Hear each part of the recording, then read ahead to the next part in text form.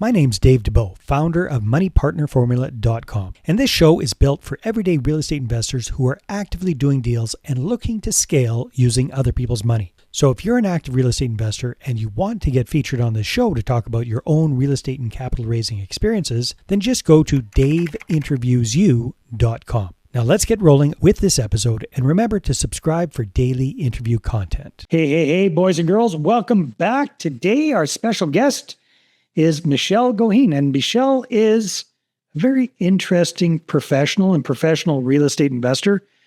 She's a CPA by trade. She says she's people call her the most un-CPA CPA they know, and I could believe that.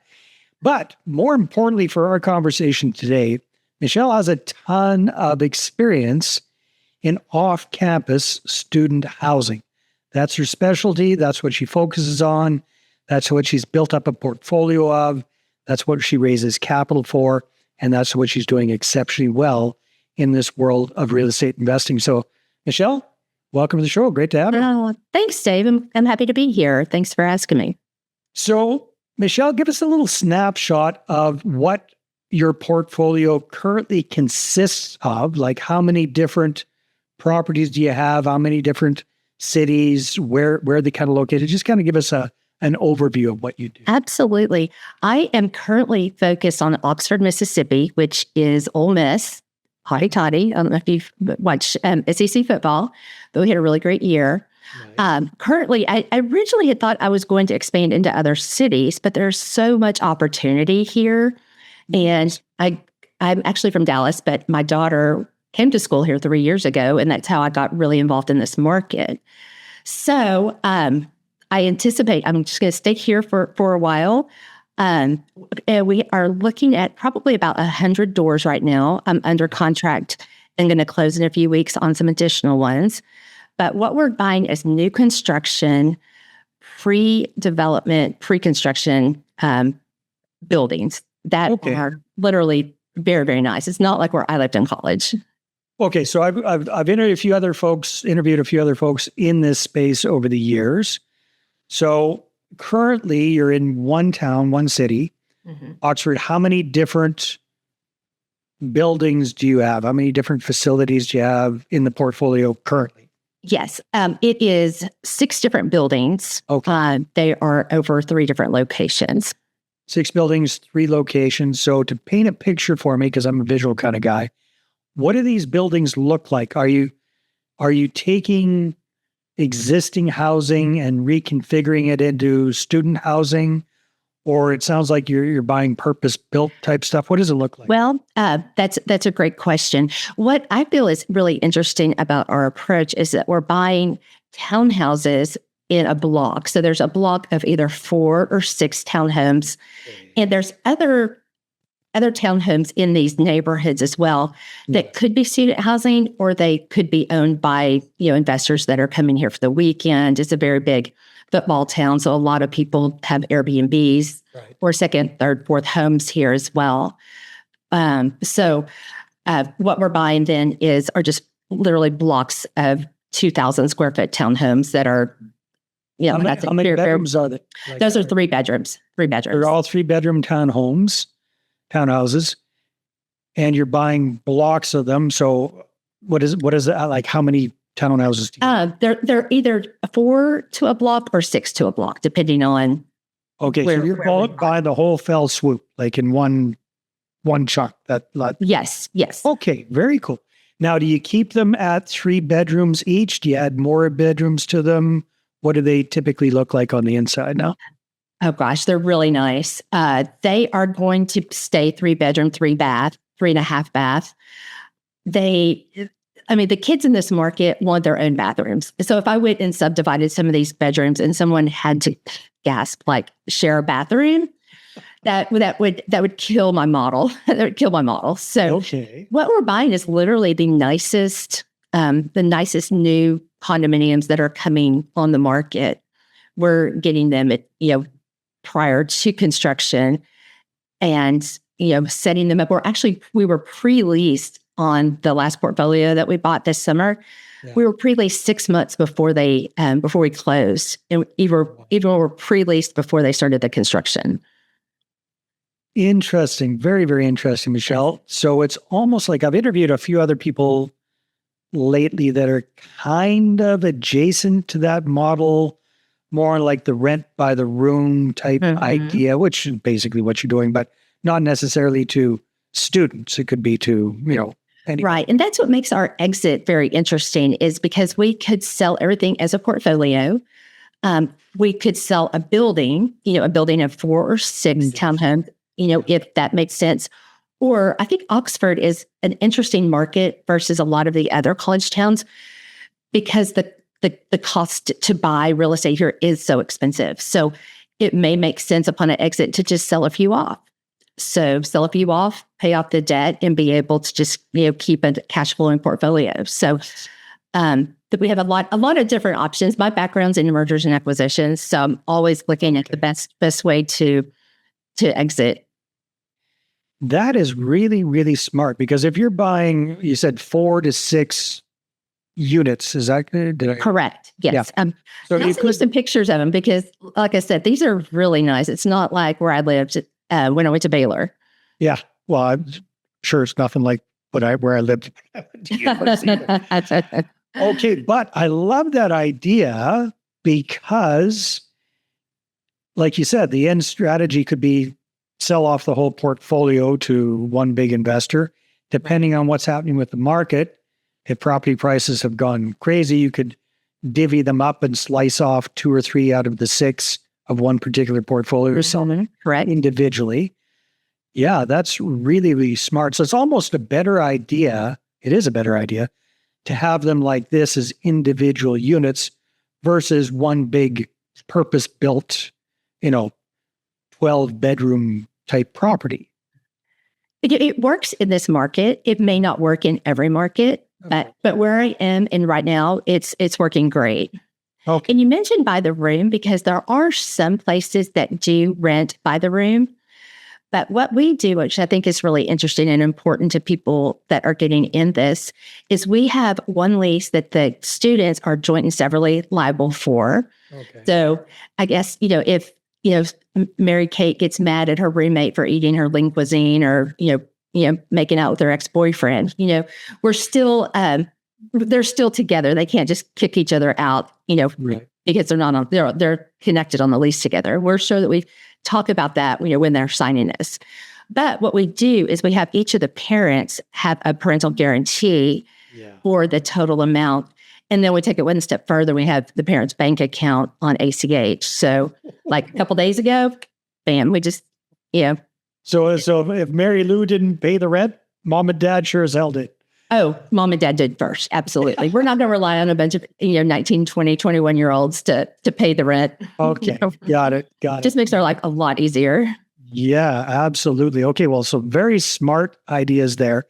The other thing I think is really smart that you're doing, if I heard you correctly, Michelle, is you're buying these properties like brand new, basically, if I'm correct. So it's kind of, it's like you're buying them, before they even built. Did I understand that correctly? Yes, that's exactly right. Yeah. I did a blue tape walkthrough yesterday on a building that we're acquiring at the end of the month, brand new construction.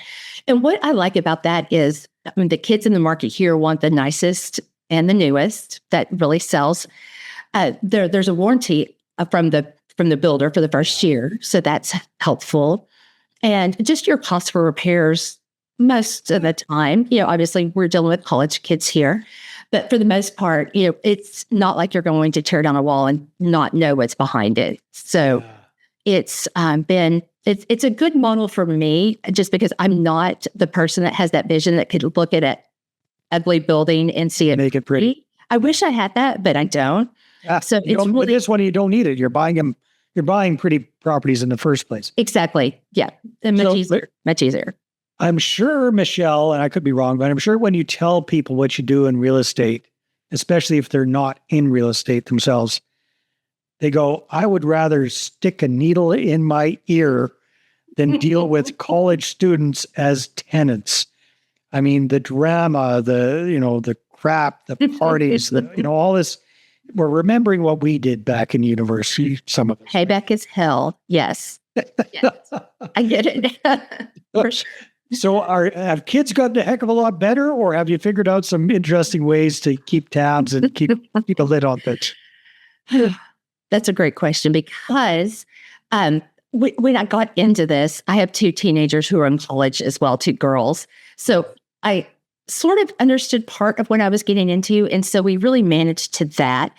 For example, all of the closets, we put these biometric locks on the doors. So you have to unlock it with your thumb. Wow. Because I know the biggest fights my girls get in are over clothes. And they'll pull up their phone and go, my sister posted on Instagram in my outfit. That's the biggest roommate breaker ever in the world. Yeah. So we have these locks that we put on all the closet doors so people can have their secured area. I worked with the local handyman before I purchased my first set, and I said, "What is the biggest repair that you have in college housing? What do you think it would be?" What do I think the biggest, the most repaired item in student housing? I'm going to guess water damage. Maybe I could be wrong. Well, he said he repairs toilet paper holders coming out of the wall. No, I would not have guessed that. Right? Yeah. So what we did then to kind of avert that damage is we just have toilet paper stands with a little, I spent the extra $5 and got the ones with the little phone holder on top. So, so we have those. So, we're going to avoid the middle of the night paper, paper. Yeah. Okay. Exactly. Smart. So, however, to get to your question though, it's a lot on occasion because we have all 3-bedroom units right now, which essentially means you have 9 adults, like the kids and 2 parents for each unit. Right. So we communicate with them very well. We have them on, we do a lot of communication via email. If we really need to reach them, we'll text them. But they know that when you get an email from us, you need to read it. Or we're going to have to email mom and dad. Well, yes, exactly. And usually, we do include the parents since they are the guarantors. We do include them on most of the email communication. But we started an adulting series on Instagram, which was pretty fun because just the craziest, things that you would think that people would know. I mean, a girl called in the middle, it's like, midnight one night. I was like, Miss Michelle, I'm locked out of my house. And I'm like, what's going on? And they're like, my door has been beeping for like 2 weeks. It was change the battery. Didn't change the batteries. So, they had gotten locked out. And I was like, well, honey, where's your key? You had a key to the front and the back door when you moved in. And they're like, oh, well, I didn't need that because I had the code. So I just left it in the island. Okay. So we've kind of taken those kind of stories and put them in, an operator's manual. Right. We do talk about that. And whenever the kids move in, I'm like, okay, here's the door. If it beeps, what do you do? So we've kind of learned some of the common things that happen and really tried to kind of avoid that.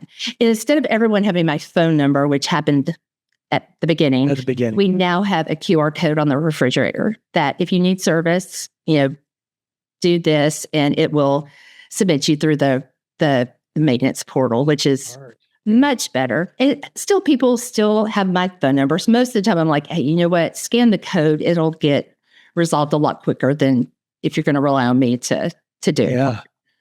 So that brings up the other question. Do you do most of the management yourself or how do you, because that 100, I think you said you're up to. Yeah. We'll have that many when we close on this. Yeah. Yeah. We do. We have a vertically integrated property management company. When I started this, I wanted it to be different. And there's so many horror stories that you hear about property management in college towns. And I was like, we're going to be different. I have college kids as well. So I wanted to be like the company that I would want, my kids to have. Yeah, yes, exactly. And so it's, we've gotten the processes down. It's like you have to nail it to scale it. And so I feel like we've done that. We've got everything somewhat automated and have processes around everything. Hey there, if you're a capital raiser, a syndicator, or a fund manager, and you're looking for a steady flow of incoming accredited investor leads, then go ahead, grab a free copy of my new book, How to Get 20 Accredited Investor Meetings Every Month Without Cold Calling, Networking, or Chasing People. You can get that at 20accreditedinvestorsbook.com. Again, that's the number 20accreditedinvestorsbook.com. Do you have some help with all of this? I mean, you got a maintenance person, sounds like. Absolutely. The great thing is, I speak to a lot of the college classes and the business club and things like that. So I have a long list of kids that want to come and work for us. Oh, and so I try to interview, figure out who's handy. And, we also do the filter changes every month. That was something that was recommended at the beginning. And we have kind of a checklist that goes, rate their cleanliness, are there any pets present, those types of things. And so we do that every month. And, if there are more technical repairs, I will have the professionals take care of those. But most of the small things, it's either something that's under warranty or it is, something that can be handled pretty easily. Yeah. So with your experience, how long have you been doing this for again? I've actually been doing student housing for, this is my third year. Third year. All right. So you've seen quite a bit. I heard you mention one of the bigger complexes, I would imagine, young women and the clothing situation and right fonts on their closet doors. What have been some of the other things that you've kind of seen come up?